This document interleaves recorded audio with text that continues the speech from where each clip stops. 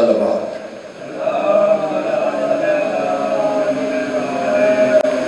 دعا ہے کہ خالق کائنات وارث کائنات امام زمان علیہ السلام کے ظہور میں تعجیل فرمائے، اور مالک اللہ آپ کی عبادات کو اپنی بارگاہ الہی میں شرف قبولیت عطا فرمائے۔ مالک اللہ بانیان کی عزت آبرو رزق میں اضافہ فرمائے۔ محمد و اہل بیت محمد کا خالق مالک یہ صفی عذاب کو اپنی بارگاہ الہی میں قبول و منظور فرمائے۔ دعاؤں کی قبولیت کے لیے وارث پاک کے ظہور کی تعجیل کے لیے تمام مومنین یک زباں ہو کے صلوات دیں۔ حضور علی، میں اپنا بیان شروع کرنے سے پہلے ایک بات بتا دینا واجب سمجھتا ہوں کہ مذہب اہل بیت کے ساتھ تعلق رکھنے والا چاہے کوئی عالم ہو، ذاکر ہو، خطیب ہو، وہ اپنا بیان شروع کرنے سے پہلے قرآن کی تلاوت اس لیے کرتا ہے تاکہ سننے والوں کو، سمجھنے والوں کو اس بات کا پتہ چل جائے کہ مذہب اہل بیت کا دار و مدار یا قرآن پہ ہے یا مصطفیٰ کے فرمان پہ ہے۔ تھوڑے تھوڑے بیدار ہو جائیے، تھوڑے تھوڑے بیدار ہو جائیے۔ اللہ کی لاریب ایک کتاب قرآن مجید میں اللہ نے فرمایا یوم ندعو کل اناس بامامہم، کہ ہم ہر بندے کو محشر والے دن بلائیں گے بے امامہم، اس کے امام کے ساتھ۔ میری باتوں کی سمجھ لگ رہی ہے آپ سے؟ اردو کی کوئی دقت تو نہیں؟ اردو میں کوئی مسئلہ تو نہیں؟ ہم ہر بندے کو ندا دیں گے، بلائیں گے بے امامہم، اس کے امام کے ساتھ۔ یہ دو تین تمہیدی باتیں ہیں، انشاءاللہ آگے بڑھتے ہیں۔ ہمارے نبی معظم کے آنے سے پہلے کائنات عالم میں دو عقیدے رائج تھے۔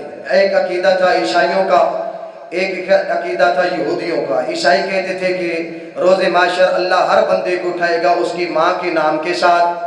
یہودی کہتے تھے ایسی بات نہیں ہے، بلکہ اللہ ہر بندے کو بلائے گا، اٹھائے گا اس کے باپ کے نام کے ساتھ۔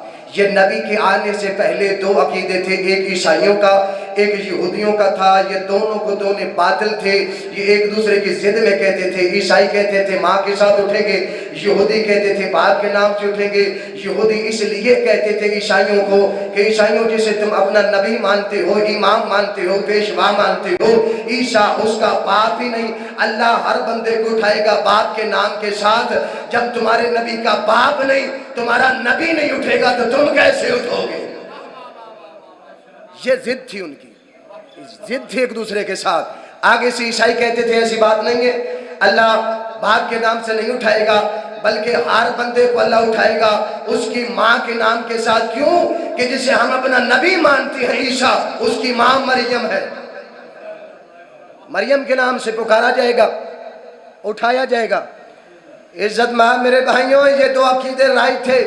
عزت خدا کی قسم یہ دونوں باطل تھے۔ تمہارے میرے نبی کا ظہور ہو گیا، رسول معظم منبر پہ جیلا فگن تھے۔ ایک صحابی نے کھڑے ہو کے سوال کیا، یا رسول اللہ آپ کے آنے سے پہلے ہم نے اپنے آبا و اجداد سے سنا ہے، کچھ کہتے ہیں کہ ماں کے نام سے اٹھایا جائے گا، کچھ کہتے ہیں کہ باپ کے نام سے اٹھایا جائے گا۔ یا رسول اللہ آپ فرمائے ماں کے نام سے اٹھیں گے یا باپ کے نام سے اٹھیں گے؟ عزت خدا کی قسم ہے، جبریل بد میں مصطفیٰ میں نازل ہوا۔ جبریل نے کہا یا رسول اللہ ان سوال کرنے والوں سے کہہ دے کہ میرا اللہ کہہ رہے کہ روز محشر نہ میں کسی کو ماں کے نام سے اٹھاؤں گا، نہ کسی کو باپ کے نام سے اٹھاؤں گا، بلکہ محمد ان سے کہہ دے یوم ندعو کل اناس بامامہم، ہر بندے کو بلایا جائے گا اس کے امام کے ساتھ۔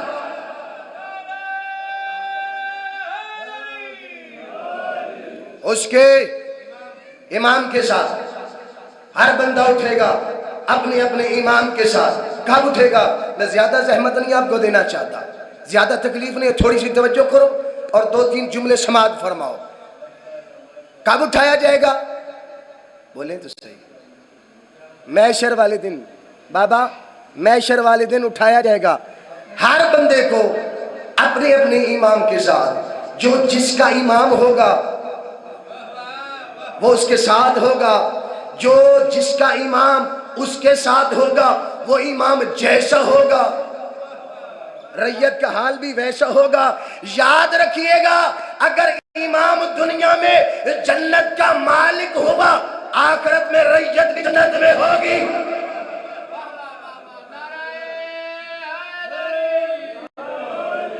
نفس نفسی کے عالم ہوگا، محشر والے علماء سے پوچھے گا، تاریخیں پڑھیے، کتابیں پڑھیے کہ محشر کا دن کیا ہوگا، سختی کا دن ہوگا، آلتش کی صدائیں ہوگی، ہر بندہ کہے گا، توجہ کیجئے ایک جملہ بہت بڑا کہنے لگا ہوں، ہر بندے کی زبان پہ یہی جملے ہوں گے، ہائے مجھے پیاس لگی ہوئی ہے، ہائے کوئی ہے جو مجھے پانی پلا دے۔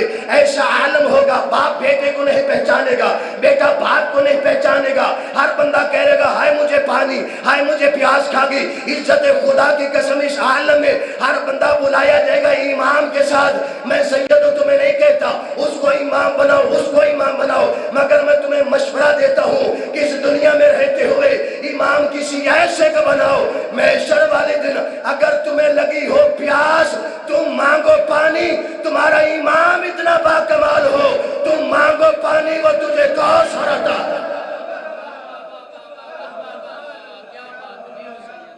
مانگو پانی وہ تمہیں کوثر عطا کرے۔ عزت خدا کی قسم شیعوں، تمہارے سچے نبی نے مولا علی کے متعلق فرمایا تھا، یا علی انت ساقی کوثر، یا علی تو کوثر پلانے والا ہے۔ حضور علی، اللہ نے ہمیں ایک نہیں 12 امام عطا فرمائے ہیں، 12 کے 12 حجتیں، 12 کے 12 اللہ کے بنائے ہوئے۔ جملہ کہہ دوں سنو گے دیوانہ صاحب، توجہ کیجئے گا، 12 کے 12 اللہ کا بدل بن کے آئے ہیں۔ یہ عرفان والا جملہ تھا، عرفان والے ہی سمجھے گا نا جملے کو۔ 12 کے 12 اللہ کا بدل بن کے آئے ہیں۔ عزت خدا کی قسم ہمارے 12 امام ہیں، ایک امام کی فضیلت بتانے لگا ہوں، بس یہیں پہ آپ کو سلام کرنے لگا ہوں۔ یہ وہ امام ہے جو ہمارے 12 اماموں کی علاوہ ہے، اللہ نے اس کو امام بنایا ہے۔ حضرت ابراہیم جد الانبیاء، تقریباً روایت میں ملتا ہے کہ 4414 نبیوں کا باپ ہے حضرت ابراہیم، یا 70,000 نبیوں کا باپ ہے، مختلف روایات ہیں۔ حضرت ابراہیم اتنا بڑا نبی ہے، جد الانبیاء ہے، اللہ سے کہہ رہے ہیں یا اللہ مجھے امامت عطا کر۔ اللہ نے فرمایا ابراہیم یہ نبوت رسالت نہیں جو تجھے مفت میں دوں، اگر امامت لینی ہے تو پھر امتحان دے۔ اب امتحان نہیں پڑھوں گا، اگر امتحان پڑھنے لگ جاؤں تو کافی وقت گزر جائے گا، بس ایک جملہ کہنے لگا ہوں، سلام کرنے لگا ہوں، ایک جملہ مصیبت کا اور ایک جملہ فضیلت کا۔ حضور علی، یا اللہ مجھے امامت، اللہ نے فرمایا ابراہیم پہلے امتحان دے۔ حضرت ابراہیم امتحان دیے، بہت سارے دیے، پھر کبھی پڑھوں گا وقت ملا تو۔ جب امتحان دیے اللہ نے فرمایا فاتمہن، ابراہیم تو کامیاب ہو گیا اپنے امتحان میں۔ عزت خدا کی قسم جب حضرت ابراہیم نے نبوت ہونے کے باوجود، رسالت ہونے کے باوجود، جد الانبیاء ہونے کے باوجود اللہ سے کہا نا یا اللہ مجھے امامت عطا فرما دے، اللہ نے فرمایا امتحان دے۔ پتہ چلا امامت لینے کے لیے اللہ کی بارگاہ میں امتحان دینے پڑتے ہیں۔ دیے اللہ نے فرمایا انی جائلوں کا للناس اماما، یا ابراہیم میں اللہ تجھے لوگوں کا امام بناتا ہوں۔ کیا کرتا ہوں جی؟ توجہ کیجئے گا، جملہ ضائع نہ کر دیجئے۔ میں تمہیں لوگوں کا، ہمارے امام کیا ہے؟ کائنات میں جو ہے سب کے امام ہیں۔ ابراہیم جد الانبیاء بھی ہے، نبی بھی ہے، رسول بھی ہے، اس کے باوجود اللہ نے فرمایا انی جائلک للناس اماما، فقط لوگوں کا تو امام ہے۔ اور ہمارے امام جنوں کے امام، جانوروں کے امام، پرندوں کے امام، انسانوں کے امام، ہر چیز کے۔ بس یہ جو لوگوں کا امام ہے نا، اس کا کمال دیکھیے گا۔ نمرود کے دربار میں جا کے کہہ رہا ہے تو جھوٹا ہے وہ سچا ہے، وہ یکتا سچا ہے تو جھوٹا ہے۔ توحید کی تبلیغ کر رہا تھا، تاریخ میں ملتا ہے کہ کچھ لوگ اس کی طرح مائل ہونے شروع ہو گئے حضرت ابراہیم کی طرح۔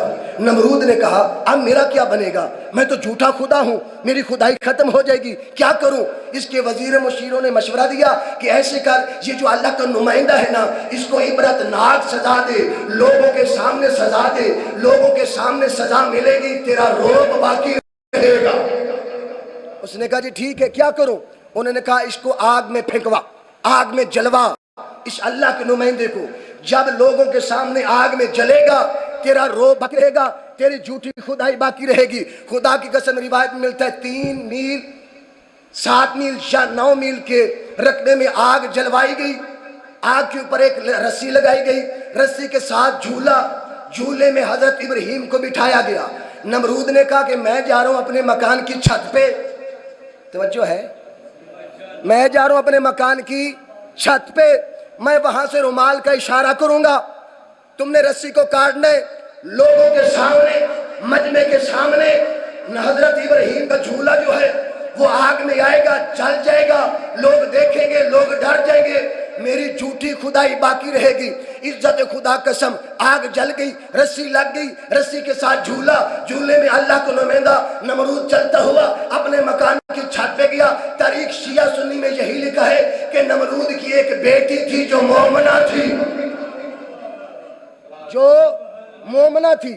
اس نے اپنے باپ نمرود کے ساتھ مکان کی چھت پہ حضرت ابراہیم کو جھولے میں دیکھا اور کہا کہ تجھے اللہ کا نبی بھی مانتی ہوں, تمہیں اپنا امام بھی مانتی ہوں, تجھے اپنا پیشوا بھی مانتی ہوں, کیا کروں, تجھے بچا نہیں سکتی, میرا باپ ظالم ہے,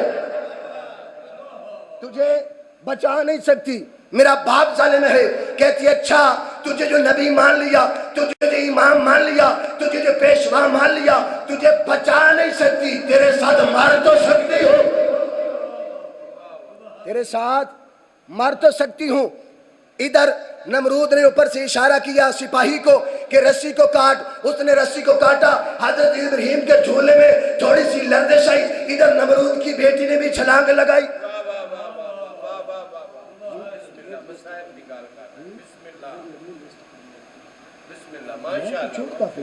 بسم اللہ بسم اللہ سبحان اللہ. ادھر رسی کا حکم ملا کاٹنے کا, ادھر سپاہی نے رسی کو کاٹا, حضرت ابراہیم کے جھولے میں لرزش آئی. ادھر نمرود کی بیٹی نے بھی چھلانگ لگائی کہ اپنے امام کے ساتھ, اپنے پیشوا کے ساتھ آگ میں جل کے مر جاؤں. عزت خدا کی قسم اللہ نے جبریل سے کہا, اور جبریل جلدی کر زمین پہ اپنے ایک پر پہ حضرت ابراہیم کو بٹھا اور اپنے دوسرے پر پہ نمرود کی بیٹی کو بٹھا, اور زمانے کا چکر لگا, زمانے کا چکر لگا کے زمانے والوں کو بتا کہ اللہ کا بنایا ہوا امام ہوتا ہی وہی ہے جو نہ خود جلے نہ ماننے والوں کو جلنے دے.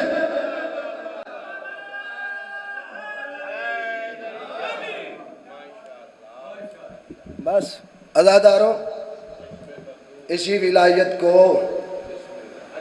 بچانے کے لیے علی کی بیٹیاں, وہ علی کی بیٹیاں جو کبھی نہ چلی تھی, اللہ جانے وہ علی کی بیٹیاں کیسے چل پڑی.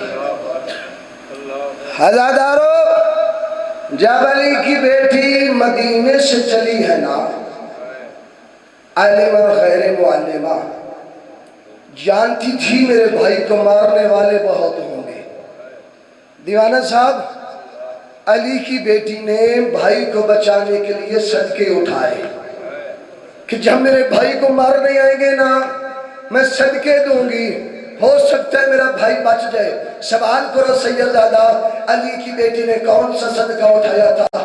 علی اکبر کا صدقہ اٹھا کے, آن محمد کا صدقہ اٹھا کے, قاسم کا صدقہ اٹھا کے, اپنے سر کی چادر اٹھا کے علی کی بیٹی آگے کربلا.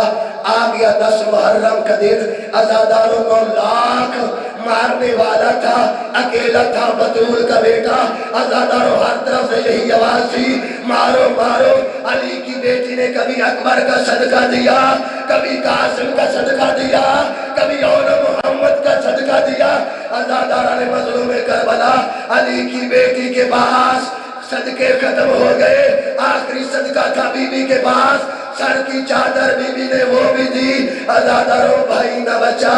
اب بھائی کی ولایت کو منوانے کے لیے بی بی نے ہاتھوں میں رسیاں پہن لی. علی کی بیٹی جانے لگی, جاتی ہوئے سجاد کو بلا کے کہتی ہے, سجاد میرے قریب آ. کہا سجاد ذرا شمر سے پوچھ لے، علی کی بیٹی کہتی ہے اپنے بھائی کے لاشے میں بہن کر لو۔ عزادار نے مظلوم کربلا سید سجاد نے پوچھا، شمر میری پھوپھی کہتی ہے، علی کی بیٹی کہتی ہے، محمد کی نواسی کہتی ہے، اپنے بھائی کی لاشے میں بہن کر لو۔ عزادار شمر ملعون کہتا ہے ایک بہن کی اجازت ہے۔ سید سجاد نے کہا پھوپھی اماں ایک بہن کی اجازت ملی ہے۔ عزادار بی بی رو کے کہتی ہے چلو سجاد ملی تو صحیح، چاہے ایک بہن کی ملی۔ عزادار بی بی کی حالت کون سی ہے؟ ہاتھوں میں بی بی کی رسیاں ہیں، پسے پوچھ ہاتھ باندھے ہوئے ہیں۔ عزادار اب چلی چاند قدم جا کے بی بی نے کہا سجاد مجھے بتا تو صحیح، اور میرے بھائی کا لاشا نظر نہیں آتا، اور میرے بھائی کا لاشا کہاں ہے؟ عزادار سید سجاد نے کہا پھوپھی اماں وہ خضروں کا ڈھیر، وہ نیزوں کا ڈھیر، وہ پتھروں کا ڈھیر دیکھ، اس کے نیچے ہے تیرا بھائی۔ اللہ جانے عزادارو اب علی کی بیٹی نے ہاتھ تو مصروف تھے، پتہ نہیں کس طرح سے بی بی نے بھائی کے لاشے سے پتھر ہٹائے ہوگے، خنجر ہٹائے ہوگے۔ عزاداروں میں غیر سر کے جسم برآمد ہوا۔ بی بی کہتی ہے بتا تو صحیح، اور تو میرا وہی بھائی حسین ہے، اور جسے نانا اٹھا کے اور بازاروں میں چلتا تھا، اور جس کا لباس جنت سے آتا تھا۔ عزاداروں بہن پوچھتی رہی، کٹے ہوئے گلے سے ایک آواز آئی، غریب رو کے کہتا ہے مجھ سے پوچھتی ہے ذرا تو بتا، اور تو وہی زینب ہے، اور تیرے سر پہ چادر کوئی نہیں۔